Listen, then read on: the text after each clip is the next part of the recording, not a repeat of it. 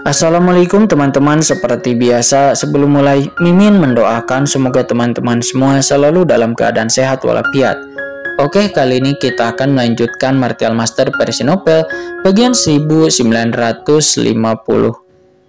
Bagi yang baru bergabung, selamat bergabung, dan bagi yang belum subscribe dulu lah agar Mimin tambah semangat lagi nih bikin videonya. Oke, kalau sudah kita langsung masuk ke isi ceritanya.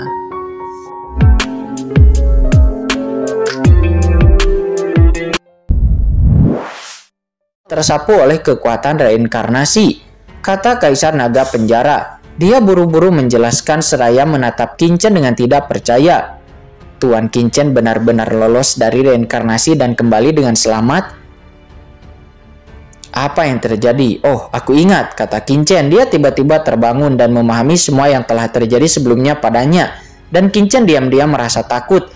Jika bukan karena kekuatan gunturnya, maka sebelumnya Kincen akan bereinkarnasi menjadi anak babi dan itu cukup mengerikan. Lalu Kincen kemudian melihat sungai kematian di sekitarnya. Sungai kematian ini jauh lebih menakutkan dari yang dirinya bayangkan. Kincen, nanti jangan terlalu gegabah, kata Molly. Dia buru-buru mengingatkan. Dia nampak penuh dengan kekhawatiran. Meskipun Molly sangat percaya pada Kincen, namun dia tidak bisa untuk tidak merasa sedikit khawatir sebelumnya. Kincen bilang jangan khawatir seraya melirik Molly. Ayo pergi, kata Kincen. Dia terbang ke depan dan semua orang pun buru-buru mengikuti di jalan reinkarnasi. Bagaimana cara mencapai sungai panjang kematian ini? Kincen menatap sungai panjang di depannya. Dengan memasuki saluran reinkarnasi sebelumnya, memberi Kincen pemahaman baru tentang kekuatan reinkarnasi. Akan tetapi dirinya masih tidak mengerti apa ini sungai panjang kematian yang bisa membuat makhluk hidup bereinkarnasi dan bagaimana cara menentukannya. Pasti ada beberapa aturan dalam hal ini. Dan Kincen tiba-tiba mengangkat kepalanya dan lalu melihat ke dalam sungai kematian.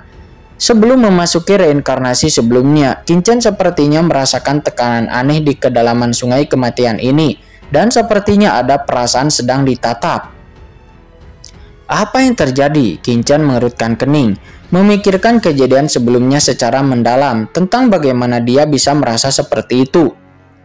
Kincen terus terbang melintasi kehampaan setelah memasuki kedalaman sungai kematian atau sungai mayat hidup ini. Terlihat jumlah mayat hidup di sini jelas meningkat dan jumlahnya sangat menakutkan. Kadang-kadang ketika gelombang muncul, ribuan jiwa akan bermunculan dan kemudian jiwa kematian tersebut akan tenggelam ke dalam sungai panjang mayat hidup, lalu mengembara di sungai yang panjang ini dan tidak mampu melarikan diri. Namun tidak semua jiwa kematian akan masuk kembali ke dalam reinkarnasi. Kadang-kadang beberapa jiwa kematian secara tidak sengaja akan melepaskan diri dari belenggu sungai kematian setelah terhempas oleh ombak dan berubah menjadi gumpalan aura mayat hidup dan langsung jatuh ke dunia bawah. Kincen memahami bahwa jiwa kematian yang meninggalkan belenggu sungai kematian telah kehilangan kesempatan untuk memasuki reinkarnasi dan akan menjadi roh kematian di dunia bawah, berkeliaran dan akhirnya berubah menjadi makhluk di dunia bawah untuk bertahan hidup. Pada saat ini Kincen mengeluarkan tangan dan meraih roh kematian gelap dan nampak itu adalah roh kematian dengan aura gelap dan Kincen terkejut, apakah kamu dari klan kegelapan? Lalu jiwa gelap itu jelas membawa aura unik dari klan kegelapan. Pada saat ini dia terlihat bingung dan ketakutan, seolah-olah dia memiliki kecerdasan dan suaranya kaku. Klan kegelapan, apa itu? Dan kamu siapa? Pada saat ini pikirannya tidak lagi jernih, dia menjadi bingung dan dia hanya bertanya secara naluriah. Itu, dia memang dari klan kegelapan. Kincen yakin bahwa jiwa mayat hidup yang ditangkap secara acak ini ini adalah dari klan kegelapan dari 13 bintang selatan. Karena wajar makhluk apapun akan menjadi bingung setelah memasuki sungai kematian. Setelah kematian, kenangan hidup masa lalu mereka telah tersegel di bagian terdalam jiwanya dan tidak akan dapat dibangunkan dengan mudah, kata Kaisar Naga Penjara. Kincen sangat bijaksana dan ada rumor di dunia bawah setelah kematian makhluk hidup akan memasuki neraka Saint Luo dan diadili oleh Raja Neraka. Kemudian dia akan berjalan di jembatan Naihe meminum air mengpo dan melupakan segala sesuatu tentang miliknya di kehidupan sebelumnya dan lalu akan bereinkarnasi. Namun setelah tiba di dunia bawah, Qin-Chen memahami bahwa apa yang disebut itu adalah mitos. Di sini disusun dari dunia bawah setelah kematian makhluk hidup yang nyata. Jiwa mereka akan kembali ke sungai kematian dan menjadi kekuatan langit dan bumi. Memang ada jembatan Neihei yang menopang di dunia bawah, tapi pengaruhnya tidak seperti yang dirumorkan. Namun hal yang sama adalah setelah jiwa makhluk hidup yang jatuh dihidupkan kembali di sungai panjang kematian, maka ingatan mereka akan kehidupan sebelumnya akan menjadi berdebu dan hilang, dan banyak hal dari masa lalu akan terlupakan dan mereka akan mengabaikan naik turunnya kehidupan.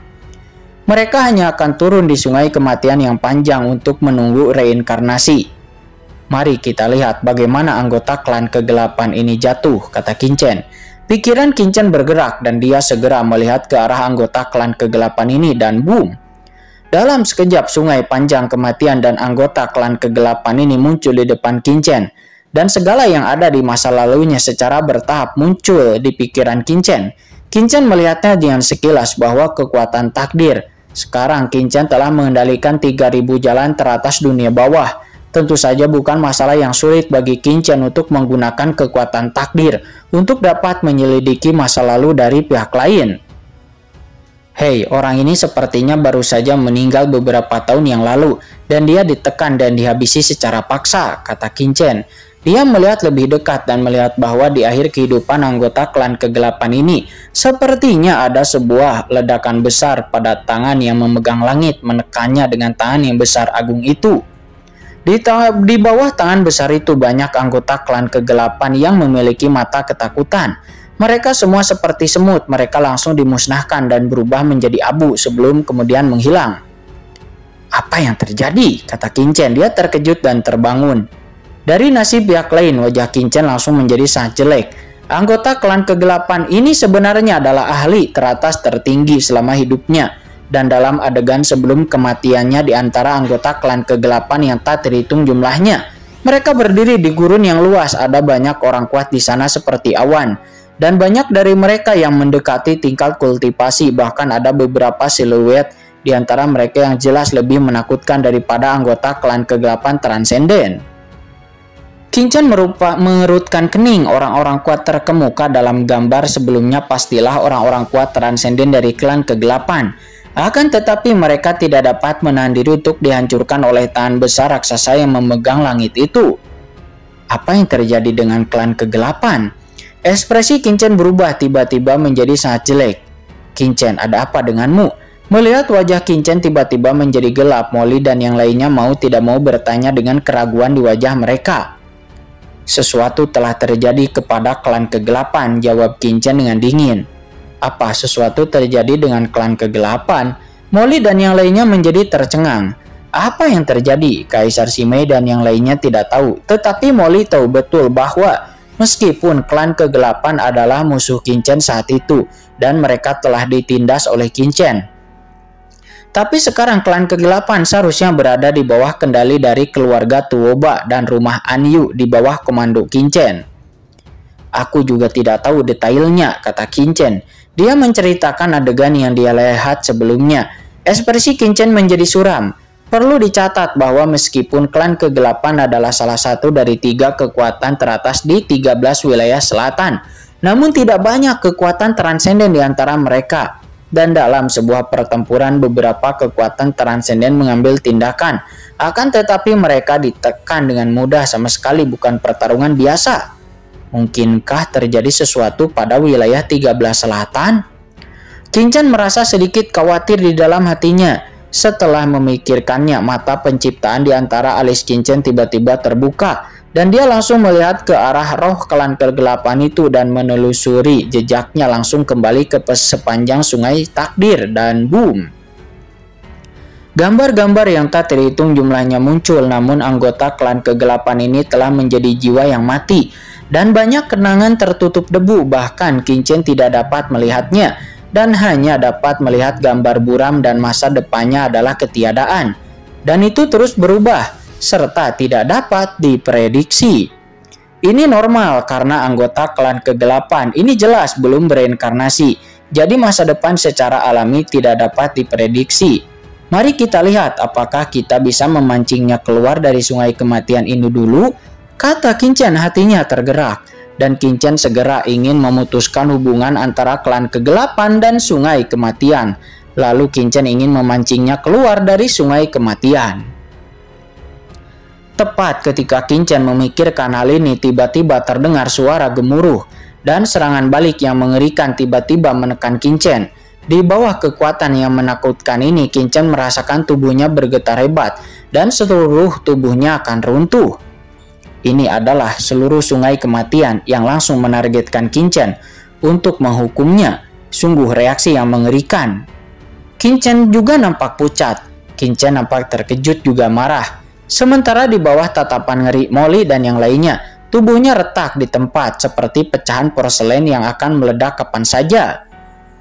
Hentikan, kata Kaisar Naga Penjara. Dia dan yang lainnya terkejut. Mereka telah melihat pikiran Qinchen yang ingin memancing anggota klan kegelapan ini keluar dari sungai kematian. Bukankah sudah jelas apa yang dia katakan sebelumnya? Jika ada yang ditangkap dari sungai kematian, maka itu pasti akan diserang balik oleh sungai kematian. Bahkan dirinya seorang kaisar puncak tahap tengah pun tidak akan berani melakukan ini. Tetapi Tuan Qinchen dia terlalu ceroboh. Saat ini kulit Qinchen sedikit berubah di saat kekuatan banyak aturan menguasai dirinya. Dan tubuhnya retak, sementara kekuatan serangan balik itu merobek tubuh Qinchen dengan panik meresap ke dalam jiwanya, mencoba untuk memusnahkan jiwa Qinchen. Tapi saat kekuatan serangan balik ini memasuki jiwa Qinchen, kilatan petir yang tak terlihat lewat dan kekuatan serangan balik langsung dilawan, tidak mampu menyerang jiwa Qinchen sama sekali. Kekuatan guntur lagi, kata Qinchen. Dia diam-diam terkejut. Dia tidak menyangka bahwa kekuatan guntur bahkan bisa menghentikan serangan balik dari sungai mayat hidup. Namun keterkejutan di hati Qinchen belum berakhir. Retakan di tubuhnya kembali melebar dan tubuhnya seperti jurang retak dengan luka di mana-mana. Tidak, tubuhku tidak tahan lagi, kata Qinchen. Dia mengubah ekspresinya. Qinchen memiliki perasaan bahwa jika dia dengan paksa memancing jiwa kematian dari klan kegelapan dari sungai mayat hidup ini, maka dia akan ditekan oleh seluruh sungai mayat hidup dengan segala macam cara. Dan pada saat itu mungkin jiwa Qinchen akan musnah. Dan pada saat itu mungkin jiwa dari klan kegelapan itu akan musnah. Tidak akan bisa ditangkap oleh Qinchen, tetapi Qinchen sendiri juga pasti akan terluka parah di tubuhnya. Dan mungkin tubuh Qinchen akan roboh dan hanya akan menyisakan jiwa yang tersisa. Itu tidak perlu, kata Qinchen. Qinchen pun buru-buru menghentikan tangannya dan mengaktifkan kekuatan reinkarnasi untuk memutuskan dirinya dari proses tersebut. Dalam sekejap, serangan balik mengerikan yang ditekan oleh sungai mayat hidup pun menghilang dan duar. Seketika seteguk darah dikeluarkan dari mulut Qinchen dan Qinchen tampak lesu dengan napasnya yang tidak teratur. Sementara anggota klan kegelapan itu langsung kehilangan kendali dan jatuh ke sungai kematian dengan letusan. Dan dia tersapu oleh gelombang sungai kematian. Dalam sekejap sosoknya sepenuhnya menghilang dan tidak dapat dideteksi sama sekali. Tuan, apakah Anda baik-baik saja? Kata Kaisar Simei. Dia dan yang lainnya bertanya dengan gugup. Aku baik-baik saja, jawab Qinchen menggelengkan kepalanya dan berkata sambil tersenyum. Aku hanya ingin merasakan reaksi dari menyelamatkan mayat hidup. Dan itu benar-benar menakutkan. Tidak heran bahkan seorang kaisar agung dunia bawah tidak akan berani menangkap orang dengan santai. Karena perlu dicatat bahwa kekuatan fisik Qinchen saat ini, jika dibandingkan dengan beberapa kaisar agung puncak tahap tengah, itu tidak akan mampu digoyahkan sama sekali. Tetapi mungkin tidak akan mampu menahan serangan balik dari sungai mayat hidup ini. Dan apa yang Qinchen peroleh adalah hanya makhluk tertinggi. Itu hanyalah makhluk tingkat suprem. Tetapi jika Qinchen ingin menyelamatkan seorang ahli transendensi, maka mungkin reaksi balik seperti apa yang akan Qinchen temui? Seorang ahli kaisar agung puncak tahap menengah mungkin akan runtuh seketika.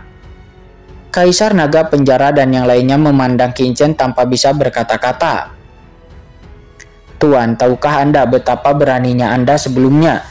Banyak kaisar di dunia bawahku yang mati akibat serangan sungai mayat hidup. Bagaimanapun sejauh ini tidak ada Kaisar Agung yang berani memancing orang keluar dari sungai mayat hidup. Mengatakan ini, beberapa orang memiliki garis-garis hitam di wajahnya. Orang gila macam apa tuan mereka? Benar-benar orang gila. Dia mengambil resiko serangan balik yang begitu besar hanya untuk menguji serangan balik dari sungai mayat hidup. Bagaimana bisa ada orang gila seperti itu di dunia ini? Untungnya tuan mereka Qin Chen itu lolos tepat waktu. Jika tidak, apa yang akan mereka lakukan jika terjebak di sini? Jangan khawatir, aku mengetahuinya dengan baik, kata Qin Chen. Senyuman muncul di bibir Qin Chen.